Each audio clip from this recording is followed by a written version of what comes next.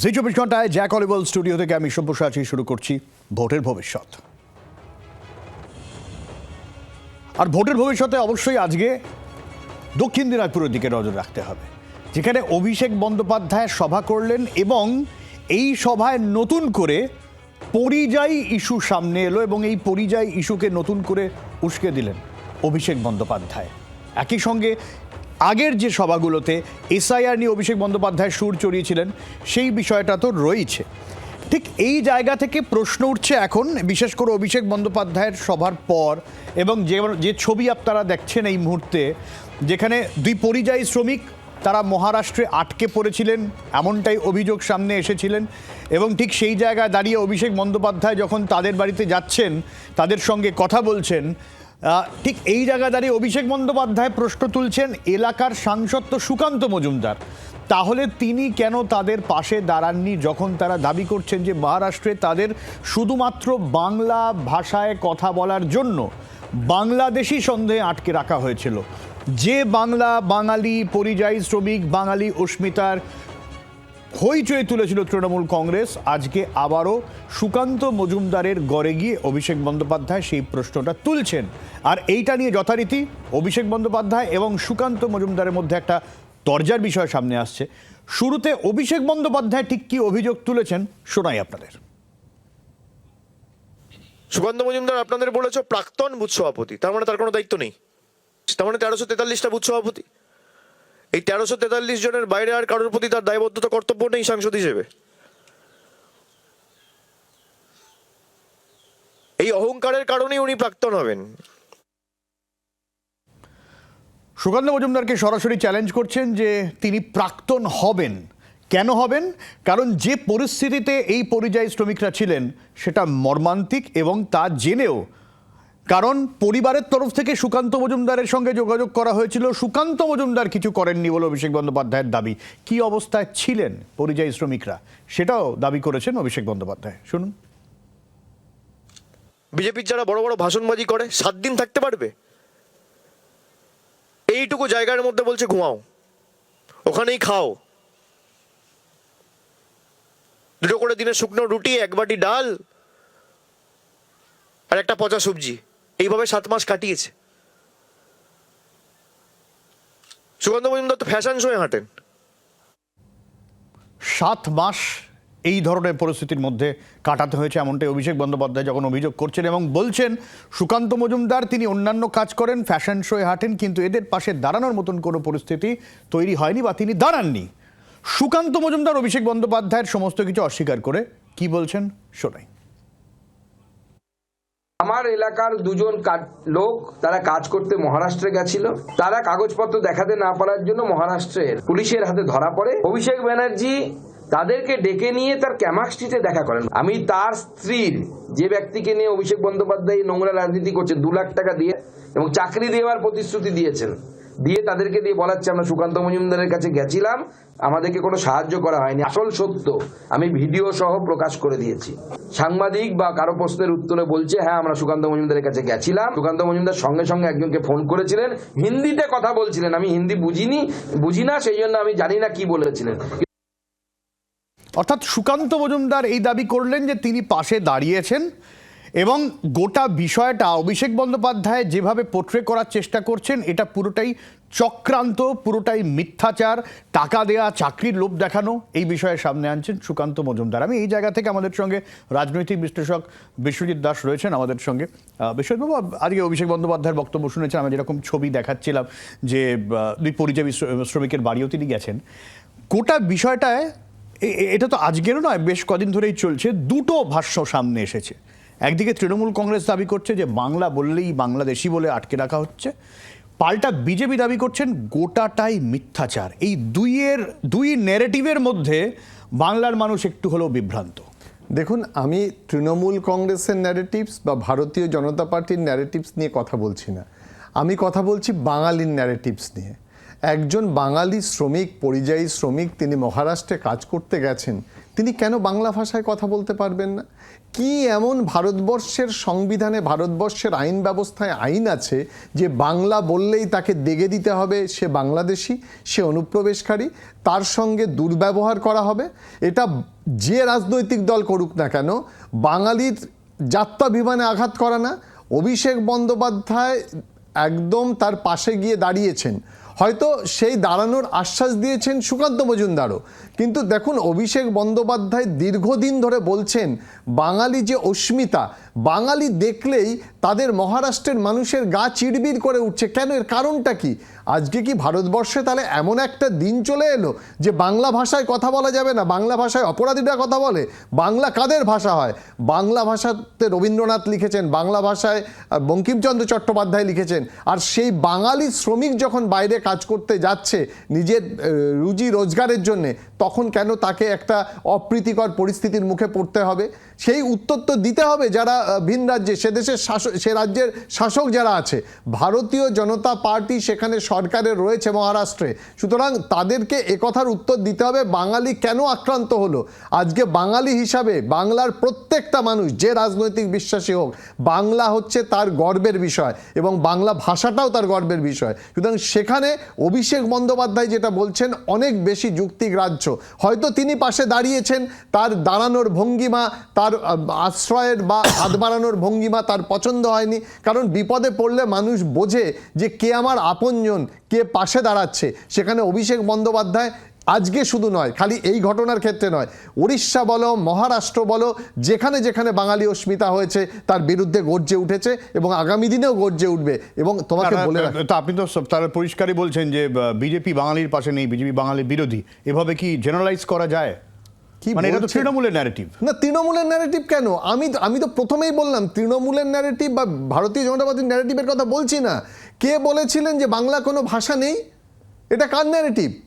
এই যে বাংলা বলে কোনো ভাষা নেই, আমি রাজনীতিটাকে যদি ছুটি দিয়ে দিই, খালি বাংলা এবং বাঙালির জন্য আমি চিৎকার করতে পারি, তার রাজনৈতিক বিশ্বাস যাই হোক না কেন, তৃণমূল হোক, বিজেপি হোক, কংগ্রেস হোক, বাম হোক, বাঙালিকে অসম্মান করা যাবে না, কারণ বাঙালি অন্য কাউকে অসম্মান করে না।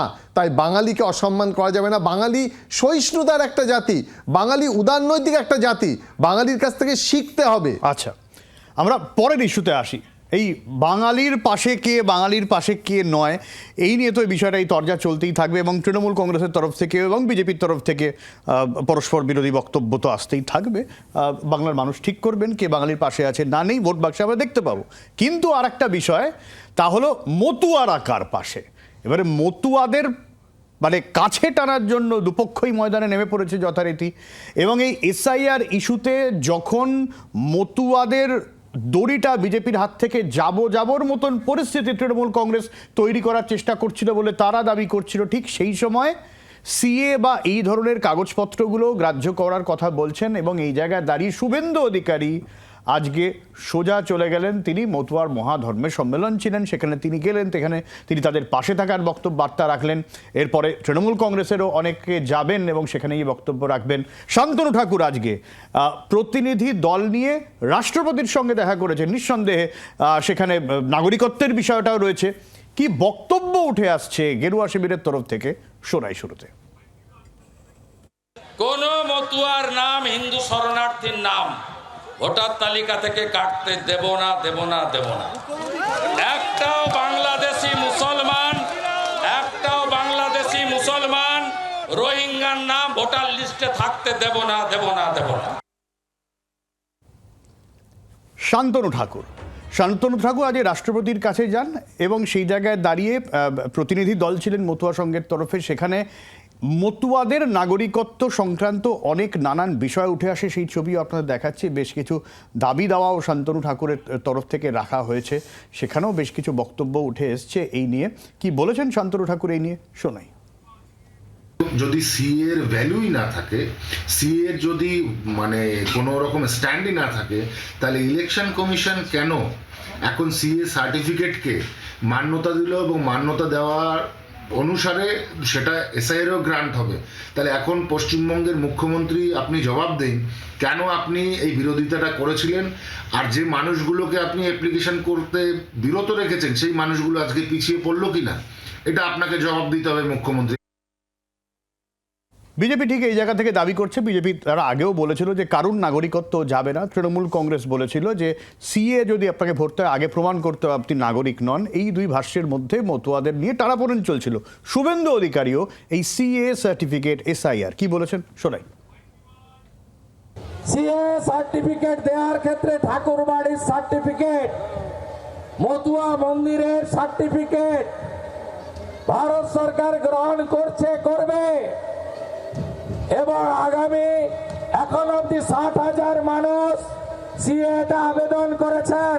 তাই ছি বলা জামাতিদের সরকার আপনাদের ভুল বুঝিয়েছিল। এই মুখ্যমন্ত্রী সেদিন বলেছিলেন ছি, তিনি সিএর বিরোধিতা করলেন। এই রাজ্যের সরকার, সরকারি দল তারা সমাজকে ভুল বুঝালো, বলল আবেদন করলে তোমাদের ভাতা বন্ধ হবে, চাকরি বন্ধ হবে, বিদেশি নাগরিক হিসেবে ডিক্লারেশন দিয়ে দেবে। তাই অনেকে আবেদন করতে গিয়েও পিছিয়ে এসেছে।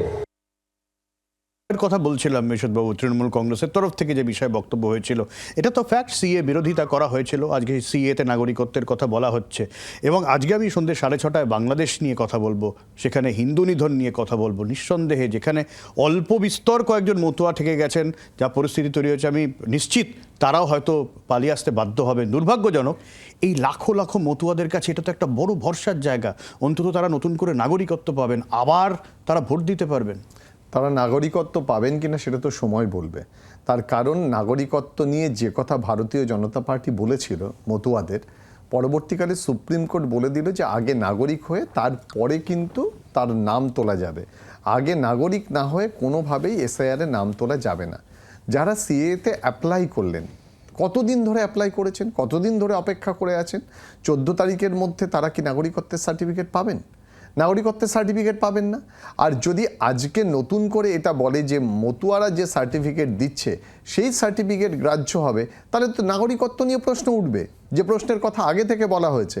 আসলে মতুয়াদের ভোটটা বড় বালাই। আমরা মতুয়া ভোট দেখেছি যে বাইনারি তৈরি হয়েছে, কিছু অংশ তৃণমূল কংগ্রেসের ভোট, কিছু অংশ ভারতীয় জনতা পার্টির ভোট। এখন ভারতীয় জনতা পার্টি বাই এনি মিনস যে কোনোভাবে তাদের দেওয়ালে পিঠ থেকে গেছে, যে কারণে আজকে আপনি দেখালেন যে শান্তনু ঠাকুর এই মুহূর্তে প্রেসিডেন্টের সঙ্গে যোগাযোগ করছে, তার সঙ্গে দেখা করছে দাবি দেওয়া নিয়ে, মতুয়াদের নিয়ে। কারণ তারা মনে করছে মতুয়া ভোটটা যদি চলে যায়, অন্তত 40টা কেন্দ্রে তারা ডিসিসিভ ফ্যাক্টর সীমান্ত ধরে, এবার সেখানে তারা নাগরিকত্ব যদি না পায়, যে নাগরিকত্ব আসামে সিএ অ্যাপ্লাই করে কতদিন লেগেছে, এখনও সেখানে কেউ নাগরিকত্ব পায়নি। মতুয়ারা যদি আবার নাগরিকত্বের জন্য যারা অ্যাপ্লাই করেছে তারা পায়নি। অবশ্য আমরা দেখেছি যে সুব্রত ঠাকুর 800 টাকা করে দিয়ে তাদেরকে দিয়ে ফর্ম ফিল আপ করিয়েছে। এই যে একটা বিজনেস মাইন্ডেড খেলা চলছে, বিজনেস মাইন্ডের খেলা খেয়ে খেলেনি মতুয়াদের নিয়ে, সবাই খেলেছে না, তৃণমূল কংগ্রেসও খেলেছে না, খেলেনি। আমি বলছি তৃণমূল কংগ্রেস বলেছে যে তুমি এটা অ্যাপ্লাই করো, তোমাকে 500 টাকা দিতে হবে, বলেছে তুমি 200 টাকা দিতে হবে, তুমি অ্যাপ্লাই করো, বলেনি। মতুয়াদের দাবি নিয়ে তোমার মনে থাকবে যে মতুয়াদের দাবি নিয়ে তৃণমূল কংগ্রেস বলেছে যে আমরা তাদের পাশে আছি, কিন্তু একটা রাষ্ট্রের আইন যখন তৈরি হয় সে আইন সবাইকে মানতে হয়। তাহলে সেই জায়গা থেকে দাঁড়িয়ে মতুয়াদের নাগরিকত্ব দেবে বলে যে প্রলোভন দেখানো হয়েছিল, এখনো পর্যন্ত পশ্চিমবঙ্গে একজনও কি নাগরিকত্ব পেয়েছে সিএতে অ্যাপ্লাই করে? সেইটা যদি না বলা যায়, যে এখানে একটা মতুয়াদের মধ্যে ফ্র্যাকশন আমরা এই ভোটে দেখতে পাবো, অবশ্যই দেখতে পাবো। এই যে বিষয়টা বলছেন এই ফ্র্যাকশনের বিষয়টা, ঠিক এই জায়গা থেকে শুভেন্দু অধিকারী মতুয়াদের এককাট্টা হওয়ার কথা বলছেন। কি বলছেন শোনাই। 47-এ 33 ভাগ হিন্দুর বাংলাদেশ আজকে 7%, 1951-তে 85%-এর হিন্দুর পশ্চিমবঙ্গ, আজকে 60%, 62% হিন্দু। আমরা যদি জোট না বাঁধি, আমরা যদি এক না থাকি, তাহলে আমরা আগামী দিনে দীপু চন্দ্র দাসের মতো, রতন মজুমদারের মতো আমাদেরও পরিণতি হবে। বাংলাদেশের উদাহরণ টেনে আনছেন শুভেন্দু অধিকারী এবং সেই উদাহরণ সামনে রেখেই এ বাংলার সরকারকে জামাতের সরকারের সঙ্গে তুলনা করছেন রাজ্যের বিরোধী দলনেতা। শুনুন। পশ্চিম বাংলার জামাতিদের সরকার, এই সরকারকে আমি হিন্দু সরকার বলি না।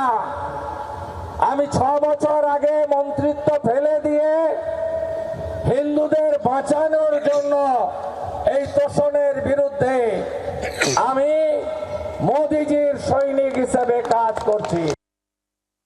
হ্যাঁ, উনিই ভালো বলতে পারবেন, কারণ এই জামাতি সরকার যেটাকে তিনি বলছেন সেই সরকারেরই তো অংশ ছিলেন।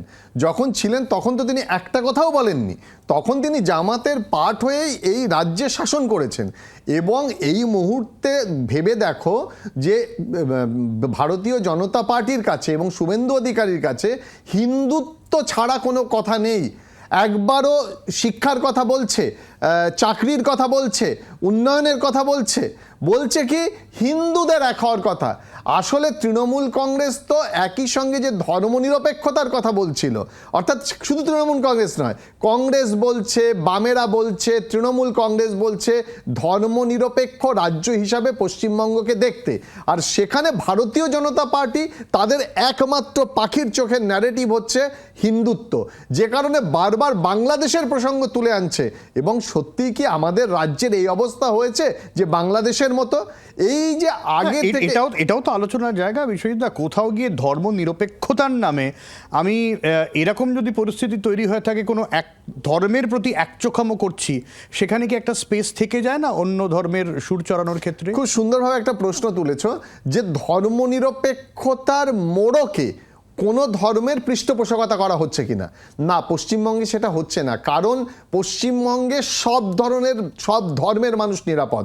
তুমি খ্রিস্টান বলো, বৌদ্ধ বলো, হিন্দু বলো, মুসলিম বলো, সবাই এখানে নিরাপদ। সুতরাং অন্তত সব রাজ্যই দাবি করে সব রাজ্যের নিরাপদ। সব রাজ্য দাবি করলে তো কাজে দেখি না, কিন্তু আমরা তো পশ্চিমবঙ্গে কাজে দেখতে পাচ্ছি। সেটা অন্য কেউ আবার বলে যে পশ্চিমবঙ্গে কাজে দেখেন। এখানে নিরাপত্তাহীনতায় ভুগছে এমন মানুষ কোথায় আছে?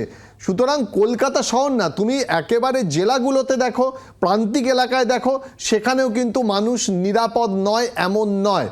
সুতরাং এটা যে রাজনৈতিকভাবে ধর্মকে ব্যবহার করা হচ্ছে, এটা কিন্তু খুবই অনভিপ্রেত। পশ্চিমবঙ্গে শুভবুদ্ধি সম্পন্ন মানুষের কাছে এটা কখনো আনা উচিত। আমরা মতুয়াতে আবার ফিরে আসি, যেখানে অভিষেক বন্দ্যোপাধ্যায় তিনি ঠাকুরবাড়ি যাওয়ার কথা বলছেন, কিন্তু এই জায়গায় আপত্তি জানাচ্ছেন যেমন শান্তনু ঠাকুর, এবং নিয়ম নীতি রীতি এইসব মনে করাচ্ছেন শুভেন্দু অধিকারী। দুজনের বক্তব্য শোনাই। মতুয়া রীতিনীতি মেনে আসতে পারে, যেতে পারে, সেটা মতুয়া ঠাকুর বাড়ির বিষয়। সব রীতিনীতি মেনে আসবেন, জুতো পরে আসবেন না, পুলিশকে জুতো পরে মন্দিরে তুলবেন না, আর উনি আসার আগে কুকুর দিয়ে ঠাকুরের মন্দিরকে শোকাবেন না। রীতিনীতি মানবেন, ভক্ত সবাই সমান। এখানে যদি মুখ্যমন্ত্রীর ভাইপো হিসাবে ক্ষমতা দেখাতে আসেন, আর কেউ স্বীকার করুক না করুক, মতুয়া সমাজ স্বীকার করবে। আর আমরা এইবারে হিন্দু মুসলিম নিয়ে যখন কথা হচ্ছিল, মুসলিম ভোট নিয়েও তখন কথা হবে। সেখানে হুমায়ুন কবির ব্রিগেড, এবং ব্রিগেডে মোটামুটিভাবে লাখো লাখো লোক, 10 লাখ সেই টার্গেট দিয়েছে। আজকে হুমায়ুন কবির বক্তব্য আছে, শোনাই শুরুতে। ডিফেন্সের কাছে আমরা অ্যাপ্লিকেশন দিয়েছি, যা আলোচনা হয়েছে তাতে 1 ফেব্রুয়ারি সানডে, কারণ তারপরে যাওয়া যাবে না, এই কারণে যে ফেব্রুয়ারি মাসের 12 তারিখ অবধি মাধ্যমিক পরীক্ষা চলে আসবে। আমি আগে এনওসিটা পাই, তারপরে অফিসিয়ালি আপনাদের জানাবো। 10 লাখ টার্গেট আমার। এই বিষয়টা খুব ইন্টারেস্টিং লাগলো আমার কাছে। মানে বঙ্গ রাজনীতিতে দেখো, আগের বারে মিম আইএসএফ তারা তো এসেইছে, কিন্তু কোথাও গিয়ে আইএসএফ একটা আমরা ধর্মনিরপেক্ষ এই ব্যাপারটা রাখার চেষ্টা করেছে। হুমায়ুন কবিরও করছেন, কিন্তু তিনি মুসলিম ভোটের কথাও বলছেন এবং বাবরি মসজিদের কথাও বলছেন খোলাখুলি। এই বিষয়টা কিন্তু তুমি দেখো বাংলায় নতুন একদম। এটা ভারতবর্ষের বিভিন্ন রাজ্যের আমি বাংলায় বলছি, মডেলে এটা এ রাজ্যে এসছে। এবং তুমি দেখবে যে তুমি মিমের কথা বললে এবং আইএসএফের কথা বললে, লোকসভায় আইএসএফ অর্থাৎ ভাঙড়ের যে 80,000 ভোট, যাদবপুরের আসনে কি তার প্রভাব পড়েছে আলাদা করে?